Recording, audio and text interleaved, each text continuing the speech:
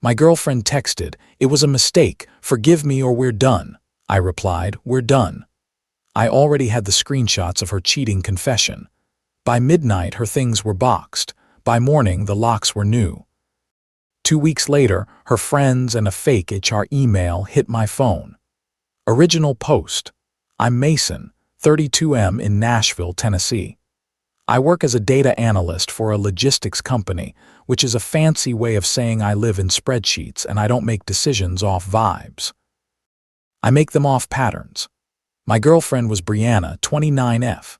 She worked in social media for a small boutique group. She was bright in public, warm, charismatic, the kind of person who could walk into a room and leave with 3 new friends and a free dessert. At home, she had a different skill set.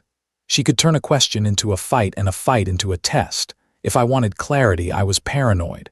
If I wanted a calm conversation, I was cold. If I asked her to be honest, I was controlling. We'd been together a little over 2 years, living together for 9 months in my apartment, lease in my name, always has been. Brianna moved in fast because she said her old roommate situation was toxic. I believed her. I wanted to be the safe place. The last few months, things felt off. She'd work late a lot, but she was never tired. She'd guard her phone like it was a medical device. She'd pick weird fights right before going out, like she needed a reason to justify disappearing. I didn't accuse. I watched. I took note. Then one Thursday night, the whole thing cracked open in the most unromantic way possible. Brianna was in the shower. Her phone was on the kitchen counter because she'd been playing music. I was not snooping. I was wiping down the counter, moving stuff out of the way. Her screen lit up with a message preview. "Ethan, still can't believe last night. You're dangerous." My stomach didn't drop. It went quiet, like my body turned the volume down so my brain could work. The phone lit up again. "Ethan, also, you leaving before sunrise was kinda wild." I stood there with a dish towel in my hand, staring at the screen like it was a fire alarm. When Brianna came out, she took one look at my face and went straight to defense. "What's wrong with you?" I didn't raise my voice. I didn't say her name like a weapon. I just pointed at the phone and asked one question. "Who's Ethan?" She blinked once, and for a split second I saw it. Calculation, not guilt, not shame, calculation. "Just someone," she said. "Why?" I nodded slowly. "Okay, so why is he texting you about last night and you leaving before sunrise?" Her eyes narrowed. "Were you going through my phone?" Classic move, shift the crime to the camera. "I saw the preview," I said. "Answer the question." She stared at me like she was annoyed I wouldn't play along. Then she sighed like I was exhausting. "Fine," she said. "I made a mistake." I waited, quiet, let her fill the silence. "It happened once," she added, "and it didn't mean anything." There it was. The line that always comes with the part they want you to swallow. I asked calm, "Did you cheat on me?" She rolled her eyes like I was being dramatic. "Yes, once, and I'm telling you now, so clearly I'm being honest." Honest because she got caught by a message preview. Sure.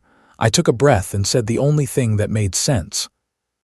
"We're done," she laughed, like actually laughed. "No, we're not." I looked at her. "Yes, we are." Brianna stepped closer, voice softening. "Mason, come on, it was a mistake." I didn't move. "It was a decision." That's when she tried to turn it into my responsibility. "You're seriously going to throw away 2 years because I messed up one time?" I said. "You threw it away when you did it." She got angry, not sad, angry. "Fine," she snapped. "If you want to be like that, you need to get over it. People make mistakes." Then she pulled out her phone and did something that still makes me shake my head. She texted me from the living room while we were standing in the same room. My phone buzzed. "It was a mistake. Forgive me or we're done." I stared at that sentence for a full beat, because it wasn't just cheating. It was the entitlement, the audacity to cheat, then threaten the relationship like I was the problem. I typed my reply, "We're done," sent. Her face went blank, then her voice spiked. "Are you serious right now?" "Yeah," I said. "I am." She started pacing, talking fast, throwing words like darts. "You're not perfect either. You're going to regret this. You think you can do better. You're going to be alone." I didn't argue. I didn't defend myself. I didn't list what I'd done for her. I did what I always do when someone starts rewriting reality. I documented it. I screenshotted her ultimatum text. I screenshotted my reply. I screenshotted the earlier message previews because, yes, I took a photo of the screen before she could swipe them away. Then I opened my laptop and saved everything in a folder with the date. Brianna grabbed her keys and stormed out around 10:30 p.m., slamming the door hard enough to rattle the picture frames. I heard her in the hallway already on the phone, crying loud enough for an audience. I didn't follow. I didn't beg. I didn't negotiate. I went straight into logistics. At 10:47 p.m., I reserved a 5x10 climate-controlled storage unit 10 minutes away. First month was $89, lock fee $21. Gate code emailed instantly. At 11:10 p.m., I booked a cargo van for the morning. $49 for 4 hours plus mileage. At 11:23 p.m., I scheduled a locksmith for noon the next day. $185 to re-key the deadbolt and change the keypad code. Then I packed, quiet, methodical, no drama. Her clothes went into the suitcases she brought when she moved in, shoes into 2 plastic bins, makeup and hair tools into a tote, her ring light and tripod into a box. I took a quick photo of each box before sealing it, not to be petty. Proof. At 1:12 a.m., Brianna texted, "Don't touch my stuff, I'm staying at Madison's." I replied once, "Your things will be in storage tomorrow. Communicate by email for pickup." Then I put my phone face down and went to sleep. And I slept. That was the part that told me I'd made the right call. My body felt relieved. Update 1, 4 days later, Brianna didn't come back with an apology. She came back with a strategy. I know because my doorbell camera pinged while I was at work. She was on my porch with 2 friends, Ashley and Tyler, standing behind her like a backup squad. Brianna tried her key. It didn't work. She tried again, harder. Then she looked up at the camera and mouthed, "Open the door."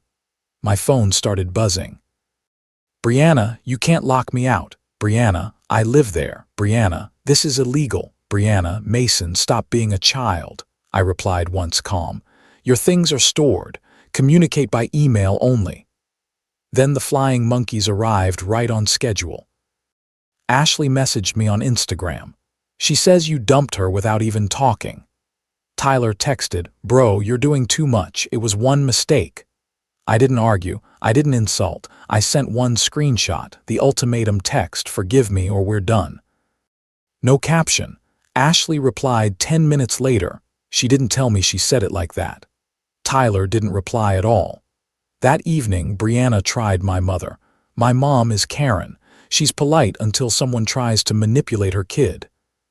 She called and said, "Brianna called me crying." "What happened?" I told her. "I'm sending you one screenshot." I sent it.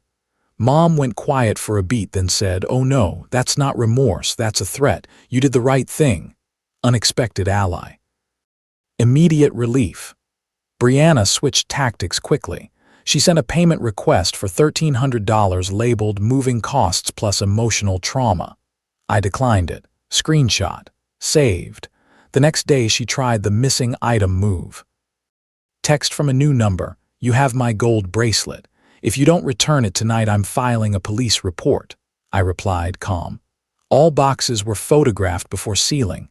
"Your belongings are in storage. Pickup is through the office." Then I blocked the number. The storage facility manager, Jason, called me the next morning. "Hey," he said, "your ex came in here. She demanded we let her into the unit without ID. She said she doesn't need an appointment and that you're being abusive."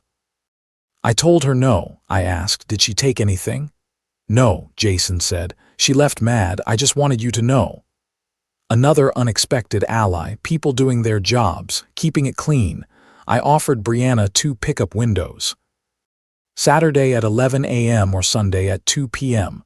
Public place. Cameras, staff present. She refused both. She wanted to meet at my apartment. Alone, at night. She wanted a scene. I didn't give her one. I kept going to work. I kept sleeping. I kept eating like a normal person. And that's when she got louder. Because people who need control don't handle being ignored. Update 2. About 2.5 weeks later, 2 weeks after the breakup, Brianna escalated like she had a checklist. It started with a group chat I never asked for. I got added to a chat called Do the Right Thing. 5 numbers I didn't recognize, people I'd met once at a cookout, messages flew in. You can't punish her forever. Cheating isn't a reason to throw love away. You're cold. Real men forgive. I responded once one line. She cheated and then threatened me in writing. I ended it. Please don't contact me again. Then I left and blocked every number. 2 days later, she showed up at my job. My coworker Jordan came to my desk and said, there's a woman downstairs saying she's your girlfriend and it's urgent. I didn't ask who. I went down with my supervisor, Lauren, because witnesses matter. Brianna was sitting in the lobby chair like she belonged there. Hair perfect, soft makeup. The version of herself built for sympathy. She stood up and said my name like we were still together. Mason, please, just 5 minutes. I kept my voice calm. We're not together, you need to leave. Her eyes flashed. You're making me look crazy, I said evenly. You came to my workplace. Lauren stepped forward. Ma'am, you need to leave the building. Security escorted Brianna out. 2 hours later, I got an email that looked like it came from HR. Subject: workplace conduct concern. It claimed someone had reported me for harassment, and I needed to schedule a meeting. The sender address was 1 letter off our real domain, close enough to scare someone who wasn't paying attention. Brianna tried to fake HR. I forwarded it to real HR with 1 sentence. My ex is impersonating staff. Please document. HR replied fast, understood, save everything. If she contacts anyone here again, we'll escalate. That night, she tried the fake crisis angle. A new number texted, I'm at the hospital, I need you. No hospital name, no room number, no staff contact, just bait. I replied 1 sentence, if this is real, have the hospital contact me through official channels. No reply after that. Then came the financial pressure again. A payment request hit my phone, $820 labeled rent back pay. Rent, back pay, for an apartment she never signed for. I declined it and screenshotted it. A mutual friend, Megan, texted me. Brianna says you threw her out with nowhere to go. I replied once. She left. Her things are stored. She can pick them up with ID. Megan responded, she's not telling people the cheating part, is she? I didn't answer that. I didn't need to. And while she was spiraling, my life was getting quieter. I started going back to the gym. I started cooking again. I stopped checking my phone like it was a bomb. I also started dating again. Not to win, not to rub it in. Just because love shouldn't feel like a hostage negotiation.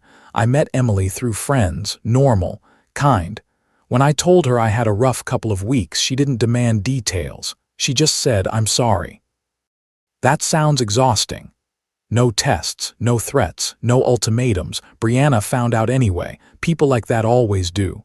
One Saturday morning, she coincidentally showed up at my gym, same entrance, same timing. Hoodie I recognized, one of mine she never returned. She stood near the front desk and said soft, can we talk? I said calm, no. She stepped closer. So you're really replacing me? I looked at her and said, you replace me first. Her face tightened. Then she tried the last hook. I said it was a mistake, I said, and then you threatened me. That's who you are when you get caught. I walked back inside. The front desk asked her to leave. That was the moment I knew it wouldn't end without something official. Final update, about 2 months later, the protective order hearing was on a Tuesday morning.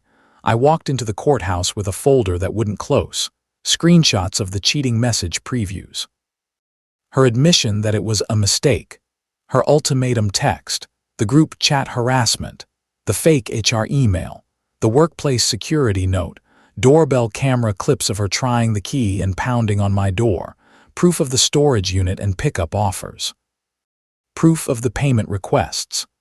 Brianna arrived 10 minutes late wearing a conservative blazer and an expression like she'd never raised her voice in her life.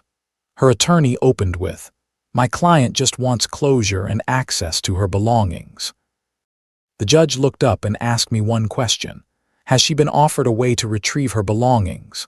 Yes, Your Honor, I said. Multiple scheduled windows through the storage office. She refused unless I met her privately. Then the judge looked at Brianna.